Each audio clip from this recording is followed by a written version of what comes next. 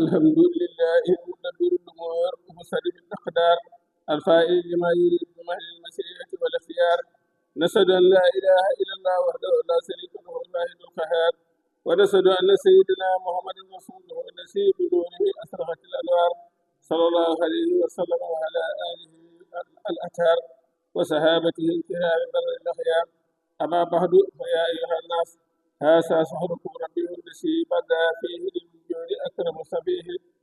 أكرم سفيه فاعرفوا ورحمكم الله بسهركم هذا قدر، واغتنموا بالعمل الصالح بركته وخيره، واستحيوا من الله أن تحصوا أو تخالفوا أمره، فإنه من عليكم في نبيكم الذي كنتم به أهل الأمم وسبقتم به، وإن تأخرتم من صرف منهم وتقدم.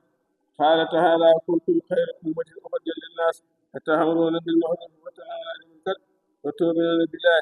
فهذا صحب برز فيه للوجود نبي لولا ما تحققت حقائقه، ولا وجد سيد من الخلائق، ولولا نور ما أسرقت الأنوار، ولا هو من الواحد القهار. يغفر الله لنا ولكم ولجميع المؤمنين.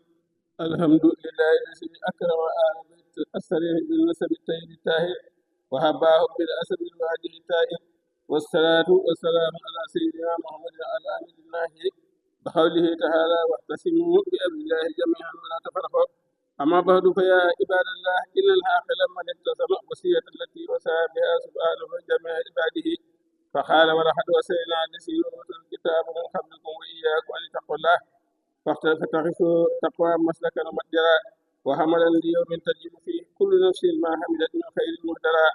فتقوى الله متجر الخائفين بخاية من المقربين الخائمين بأمر الله، لا يفارقون الذين يتقربون إليه ويتحبدون، لا يقطعوه عن مولاهم قاتل، ولا يمنوهم من الجد في العبادة مانه، تتجافي جنوبهم عن المداجه يدعون ربهم خوفا وطمعا ومما رزقناهم ينفقون.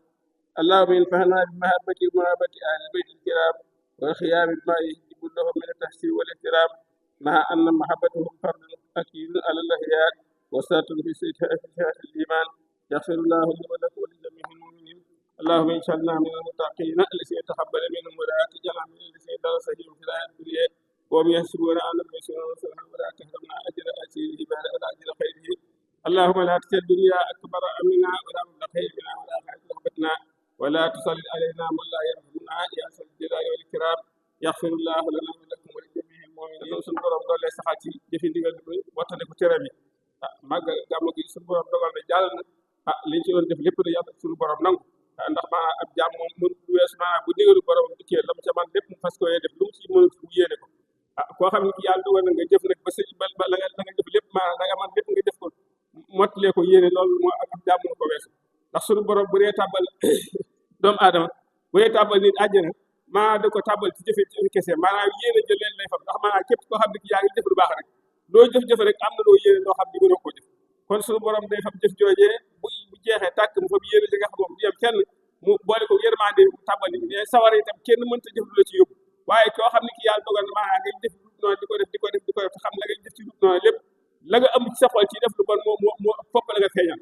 su ko defee yéene joojee nga yéene woon nag te xam mënoo ko te la nga taman lépp nga def ko, suñu borom ca maandoom nga moom itam mu sukkandiku te loolee dañ yóbbu la sawar. kon yàlla suñu borom saxal ci jëfe ndigal suñu borom yi teewatali ko tere mi waxtu wu nekk, ndax adduna amul sa ab dëkk la boo xam ne dañ fi jaar rek jàll. kon nan fas yéene góorgóorlu ba romb yi doon romb wu rafet, bu nu fi jaaree jaaree bu rafet, bu ëllëgee bu nee fan saxukaay ba yoon saxukaay bu rafet.